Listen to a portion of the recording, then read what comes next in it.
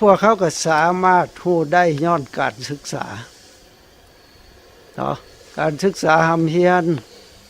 พอหลักการทางพุทธศาสนาพระพุทธเจ้าหรือภาษาวกได้วางเอาไว้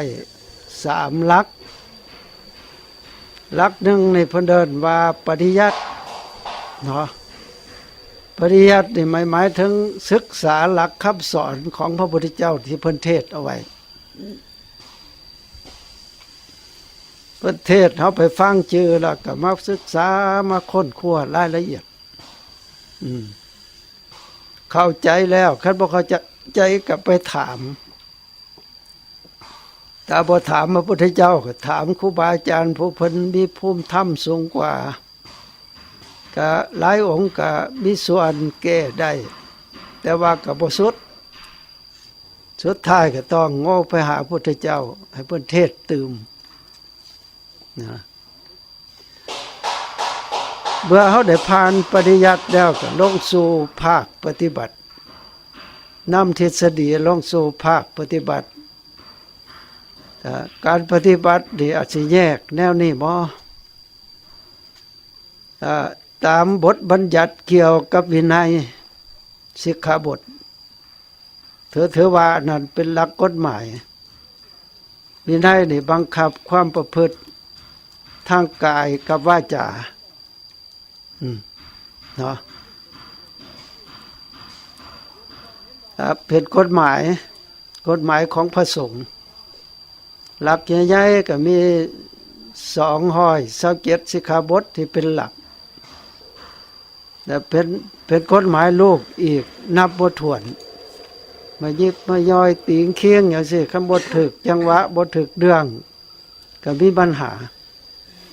คือเฮ็ดแนวใดต่อตัวเองต่อโลกต่อสังคมบ่ให้เกิดปัญหาให้เป็นไปในทางก่อสร้างเป็นเท่านั้นแต่คันเฮาค้นลงลึกๆนะฉะนั้นการปรับพฤติกรรมทางกายกับทางวาจาให้เข้าระเบียบแบบแผนนี่เพิ่นเอิ้นว่ายกระดับเกี่ยวกับสิกขาบท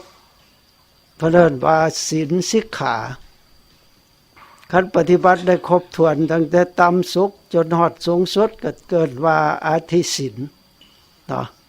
อธิศีลสิกขาถือว่าเป็นหลักพื้นฐานเนาะเมื่อเฮาปรับหลักพื้นฐานมันสมบูรณ์แล้วก็สิบ่ต่างหยังคือสิปลูกเขื่อนปลูกกุฏิสร้างศิมมันก็ต้องได้ปราบพื้นที่มีหลักต่อมีอีหยังอยู่ในพื้นหั่นเอาออกเบิดที่มันสิพาให้เพให้พังเนาะแล้วก็ตำพื้นขุดเสาฝังเข็มห้องหับเครื่องบนที่เฮาสิเอามาก่อตั้งหรือก่อสร้างขึ้นถ้าพื้นฐานมันหนักแน่นเฮาสิก่อฝาตั้งเสาเอาเครื่องประกอบทั้งเทิงขึ้นใส่เนี่ยก็มันบ่สุดเนาะก็ก้าวขึ้นไปสู่ใจนี่สิเป็นสมาธิบ่โลเลคือแต่เก่าล่ะไปปรับทางด้านจิตใจเนาะคันปรับให้มันเข้าระบบได้สมาธิ3ขั้นการคณิกะสมาธิอุปจารสมาธิหรืออัปปนาสมาธิได้ก็ถือว่ารักมันทั้งใจดีอยู่แล้วตั้งโตได้เที่ยงบ่หวั่นไหวต่อโลกกระทำเนาะปกติธรรมดาคนเฮาสิเฮ็ดหยังทำหยังเนี่ยคันมีเรื่องวนวายอยู่ล่ะคิดสิเฮ็ดแผนหยังมันก็บ่ออกต้องไปยืนเล่นไปเบื้องนั่นเบื้องนี่ผ่อนคลายอารมณ์บ่คันมันวนๆมาโอ้ยเฮ็ดหยังก็บ่ได้เฮ็ดมันก็บ่ไปบ่มาความคิดมันก็บ่ออกเพราะว่าใจโลเลใจขาดรักมันบัดอารมณ์นั้นผ่านไปแล้วเฮาก็ปรับพฤติกรรมเฮาให้มาเข้าสู่ระดับที่แน่นอนนะครับใจเฮาก็อยู่คันใจอยู่สิคิดหยังมันก็ใจอยู่ตัวนี้หมายถึงมหากุศลมันเกิด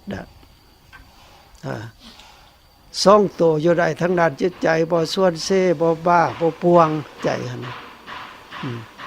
มีรักมั่นเมื่อใจตั้งมั่นแล้วก็สิเฮ็ดอีหยังเดี๋ยวนี้เว้าไปนี่เด้เรื่องที่เฮากำลังเรียนอยู่นี่มันเว้าเรื่องปัญญาเนาะเฮ็ดให้มันเกิดปัญญาไปถึงขั้นนั้นแต่ก่อนสิมาถึงกันนั้นเราจะต้องมาเบิ่งว่าหลักศีลเฮาพร้อมแล้วบ่สมาธิเฮาพร้อมแล้วบ่เนาะจังมาวางแผนเฮ็ดเวียกที่เฮาตั้งใจที่สิเฮ็ดอยากตีความว่าแน่นั้นฉะนั้นการเฮ็ดตัวนี้มันสิได้นำใช้ปัญญาเข้าประกอบเพราะเรื่องที่เฮาสินำลงเฮ็ดเบิ่งเฮาใช้สายตาเบิ่งนี่ถือว่าเปลือกเนาะหวานหรือดีดนิ้วมือเอาก็ได้หรือนั่งอยู่เฉยๆมันก็เกิดอย่างเช่นละยาเด้เป็นไปบ่ได้อันเวียกตัวนี้หั่นเป็นเล่นอยู่ก็ได้กินเหล้ามาๆแล้วจังไม่เฮ็ดก็ได้หรือสูบเฟียนกินคันซาสวนเสเฮฮาโยก็ไม่เฮ็ดเอาก็ได้บ่มีทางเนาะหลักศีลหลักสมาธิเฮามั่นนี่หมายความว่าเป็นคนมีหลักมั่นแล้วเราจังมาคือเฮ็ดตัวนี้เพราะการเฮ็ดตัวนี้มันเป็นยอดสูงสุดที่ได้นำใส่สติปัญญานี่สุดกำลังความสามารถต่อปัญหาดังกล่าวเพิ่นจังวางหลักเอาไว้ว่าเส้นทางตัวนี้แหละแม่นองค์ประกอบมันมีอยู่8เอิ้นว่าองค์มรรค8มรรคะก็หมายถึงทางเนาะองค์นี่องค์ประกอบต้องใช้เจตสิก8ดวงนี่เป็นตัวนำมีปัญญาวิตกหมายความว่าสัมมาทิฏฐิคือปัญญาเดี๋ยวปัญญาเห็นชอบได้เห็นว่าอันนี้เป็นรูปเห็นว่าอันนี้เป็นนามเด้บ่แม่นปัญญาเห็นว่าอันนี้เป็นคนเป็นสัตว์เป็นเฮาเป็นเขาสั่นก็บ่เอาแล้วต้องเห็นว่าเป็นกายนี่เป็นรูปคือแจกออกมาทั้งหมด27 28รูปเป็นรูปธรรมมีลักษณะผันแปรเปลี่ยนแปลงไปตามอาการของมันบ่อยู่คงที่ใจก็เป็นนามธรรมคือจิตเจตสิกเพิ่นก็มีหน้าที่ฮู้มีหน้าที่เสวยมีหน้าที่จำมีหน้าที่กระทบและอื่นๆเนาะจัดตัวนั้นเข้ามาแล้วก็ตัวนำพาอีดีเนี่ยก็แม่นมีอยู่8ที่เฮาเอิ้นว่าองค์มรรค8อยู่ในธรรมจักรพระพุทธเจ้าก็เทศน์ทางมีองค์8ทางเดินเข้าหาพระนิพพานเรื่องสัมมาทิฏฐิความเห็นถูกต้องเห็นจังได๋จังว่าเห็นถูกเห็นว่าบ่เป็นสัตว์บุคคลตัวตนเฮาเขาเดี๋ยวได้จังค่อยถูกถ้ายังเห็นคือเฮาเห็นอยู่ซุมื้อนี่ก็คือเก่าปุถุชนเต็มส่วนพอเก่าเดี๋ยวนี้เฮาสินำใช้ปัญญามาปรับความเห็นที่มันคลาดเคลื่อนนั่นน่ะคือเคยเว้าให้ฟังเที่ยวก่อนว่าความเห็นของเฮามันขัดกับหลักของพระพุทธเจ้าพระพุทธเจ้าเพิ่นเห็นนี่4หลักเฮาก็เห็น4หลักกันโกงกันข้ามพระพุทธเจ้าเห็นนี่ร่างกายนี่เป็นอสุภะบ่จบบ่งามเขาเพิ่นเห็นว่างามเป็นสุภะนี่ตินี่เอาทั้งกายและใจนี่เป็นอนิจจังบ่เที่ยงเด้อเอาก็เห็นว่าเที่ยงกายและใจเป็นทุกข์เด้อทนอยู่บ่ได้โอ้ยไผสิทนบ่ได้เจ็บมากก็เอายามากินที่เป็นหวัดก็เอายาแก้หวัดมากินเจ็บท้องก็เอายายังมากินมันก็เศร้าทางคดบาดเมื่อยมันปวดขาก็เปลี่ยนมันไปยืนไปย่างมันก็บ่เห็นว่าสิเป็นหยัง มันเถียงอยู่สิใจอะนะเนาะ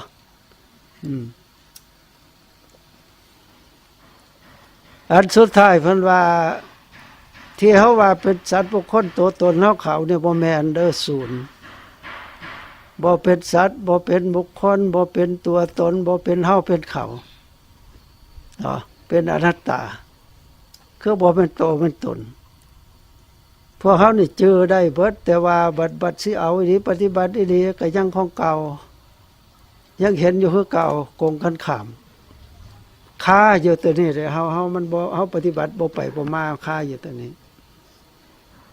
เบิ่งดูปฏิบัติปัสสนากรรมฐานกว่าสิได้สำเร็จเป็นโสดาไปทำลายสักกายทิฏฐิเห็นว่าเป็นตัวตนสัตว์บุคคลนี่ต้องพ้นนะ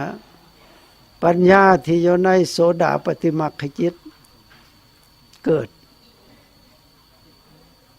จากพอมรรคจิตดับไปแล้วผลจิตเกิดขึ้นมาแล้วดับไปแล้วล่ะจังตัดตัวนี้ออกเด็ดขาดเนาะ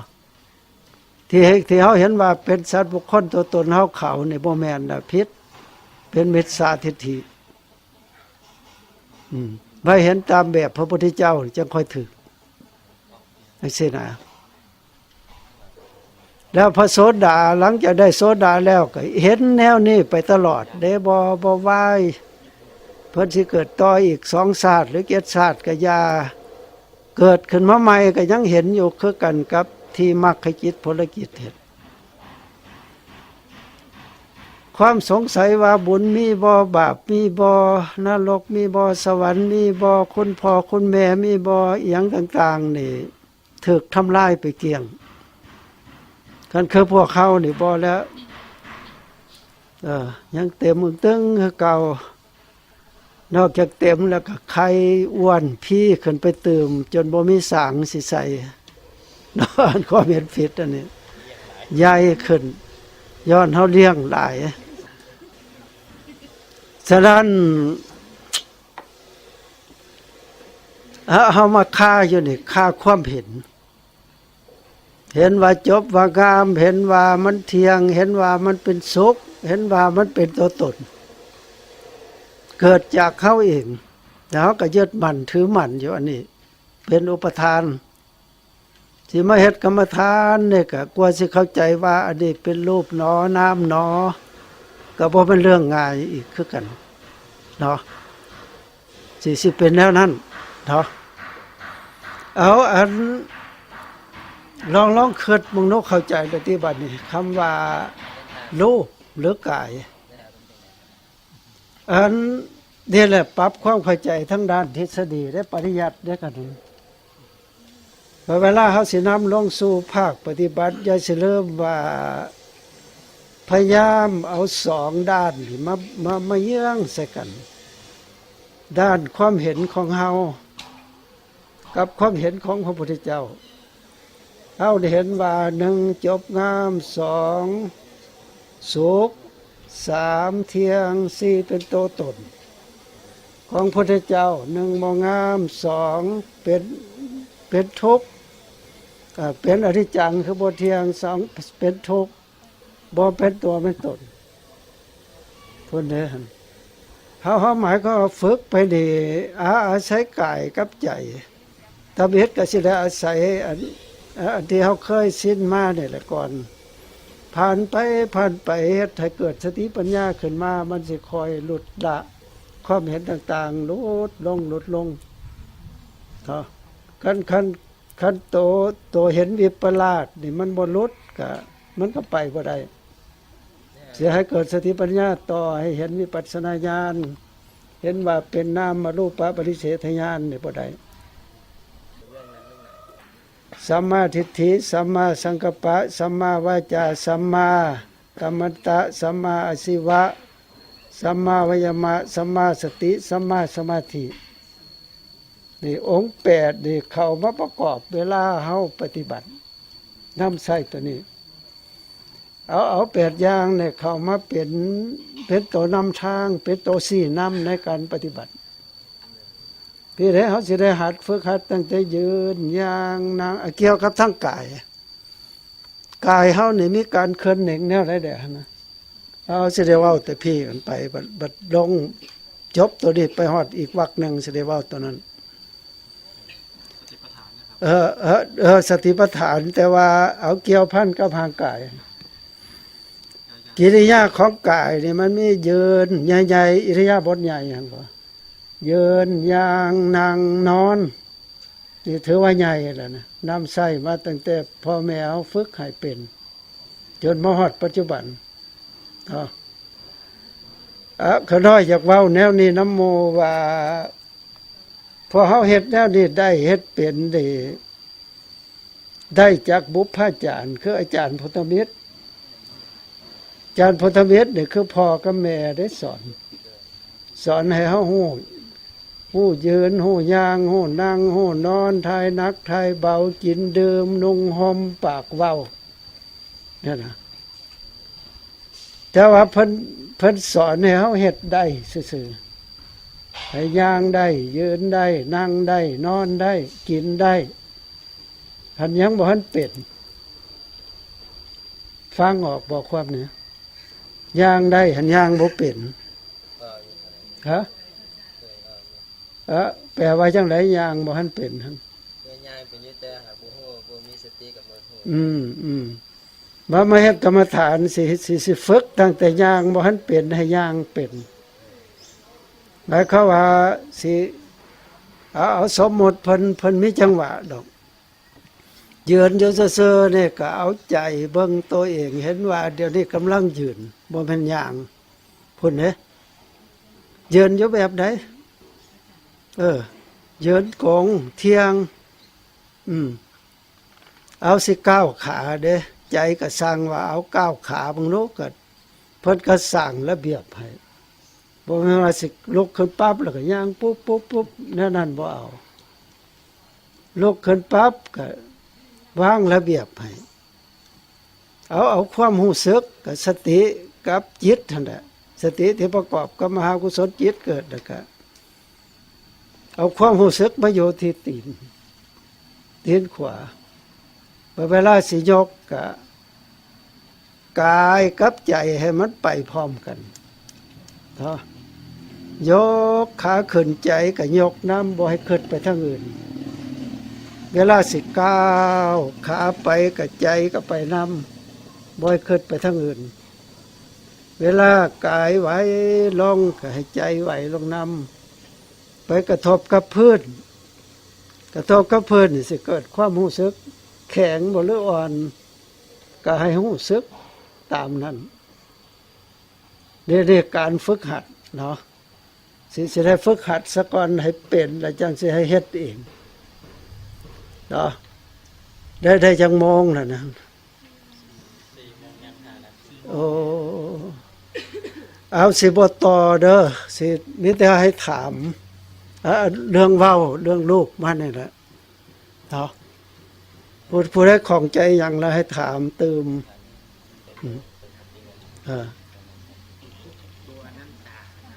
ฮะอนัตตาได้แปลว่าบ่เป็นตนเป็นโตคือเฮาเข้าใจพวกเขาเนี่ยเข้าใจว่าอัตตาคันว่าอัตตาหมายถึงตนเป็นโตเป็นตนเนี่ยนะไผว่าบ่มีตนนี่ได้นั่งอยู่จังซี่ก็ก็มีอาจารย์ครูอาจารย์ซาไปเถียงกันหลังจากสิกขาลาเพศไปแล้วก็เป็นนักเทศน์แต่อนัตตานี่มันยังแท้ว่าซั่นเขาว่าบ่มีตัวตนคันว่าบ่มีตัวตนมันคือว่านั่งโจโคอยู่สิน่ะเห็นเบิดสู่บอนแต่หัวจนสุดขาไปสิว่าบ่แม่นตัวตนสิแม่นหยังก็ตนของเฮาแท้ๆเอาบ่ลองมึงบอกคันว่าบ่มีตัวตนสิเอาผ้าฟันมึงว่าซั่นท้าทายกันแบบปุถุชนโยบ่ได้แล้วสัตว์กรรมมาฟันแล้วเฮาก็ตอบคืนแล้วพอนะไปนั่นเพราะว่าย้อนเฮาถือว่าเป็นสัตว์บุคคลตัวตนเฮาเขาคันถือเพิ่นถือมันถือแบบนี้เพิ่นเอิ้นว่าเขาถึงขั้นอุปทานแต่ถ้าเฮาในแง่ความเห็นก็เป็นความเห็นผิด ผิดจากหลักสัจธรรมตัวนี้เนาะพอเขาเว้ากันแล้วนี่ก็บ่ผ่านไปฮอดแก้วหูดอกหรือไปสุยน้อยหนึงพอเป่าลมเข้าไปน้อยหนึงบ่ลงฮอดบ่หัวใจย้อนหยังย้อนทิฏฐิมานะเฮามีอยู่เต็มส่วนน่ะยังถือมาแต่น้อยมาจนเท่าตายต่อเมื่อได้ไปปฏิบัติวิปัสสนาจนได้บรรลุเป็นพระโสดาคือพระโสดาบันไปฮอดบนหันปั๊บมรรคจิตผลจิตเกิดแล้วผ่านไปแล้วล่ะเด็ดขาดความเว้าที่พระพุทธเจ้าว่าบ่แม่นสัตว์บุคคลตัวตนเฮาเขาถูกต้องคันคือแต่เฮานี่บ่เถียงอยู่เบิดมื้อเท่าค่ำเนาะเป็นแนวนั้น